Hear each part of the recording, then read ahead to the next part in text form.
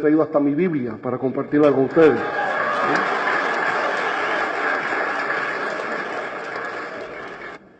¿Cómo empieza la historia de Moisés? La historia de Moisés empieza ante el hecho de que en Egipto hacía ya años, hacía siglos, que vivía el pueblo hebreo, el pueblo de Israel. Y bueno, en Egipto, ellos, los hebreos, estaban en condición de esclavos, estaban en cautiverio, sometidos a la opresión del rey de Egipto que se llamaba Faraón. Eran conocidos como faraones. Y al cabo del tiempo, los faraones se preocuparon de que la población hebrea iba creciendo, de que cada vez más el número de hebreos en Egipto se multiplicaba. Había una explosión demográfica, diríamos en el lenguaje moderno. La población crecía constantemente y los egipcios se preocuparon de que si esa población seguía creciendo, los hebreos se iban a aliar a enemigos de Egipto e iban a derrotar al pueblo egipcio. Y por tanto el faraón dio una orden: no podemos permitir que ese pueblo siga creciendo en términos poblacionales, y la orden era entonces matar a todo varón que naciera. Y esa era la orden del faraón. Bueno, pues sobre esa base nació un niño, y ese niño de origen hebreo iba a ser muerto por el faraón. Y entonces sus padres decidieron ponerlo en una canastilla y colocarlo en el río Nilo, a ver qué pasaba. Y allí estaba cuando una joven ve esa canastilla, se acerca, lo recoge y descubre que es un niño.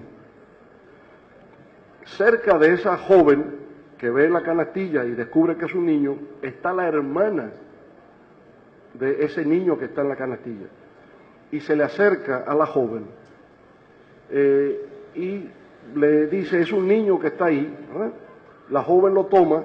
La joven es la hija del faraón, es la hija del faraón.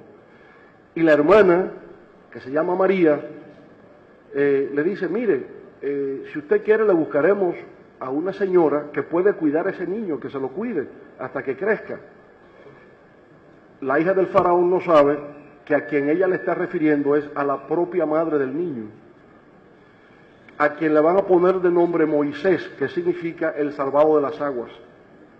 Entonces, en efecto, toman a Moisés, el salvado de las aguas, y va a ser criado en la corte del faraón.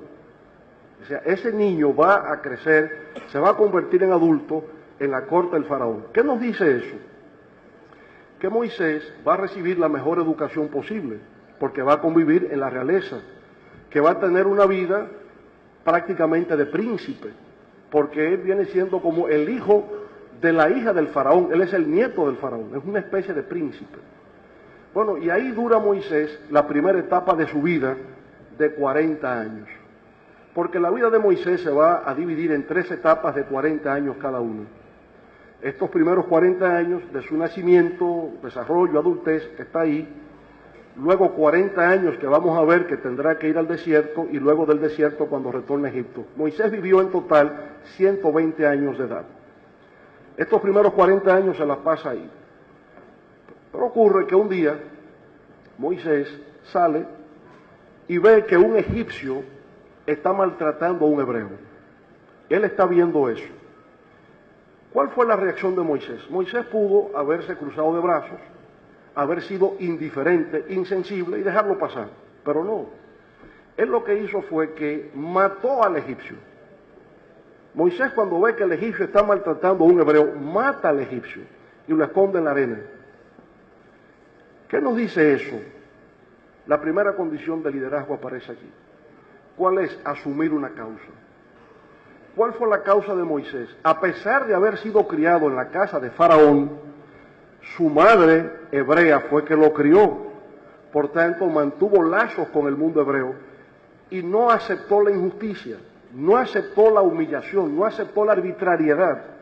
Entonces mató al egipcio porque el egipcio estaba humillando, estaba atropellando a un hermano hebreo.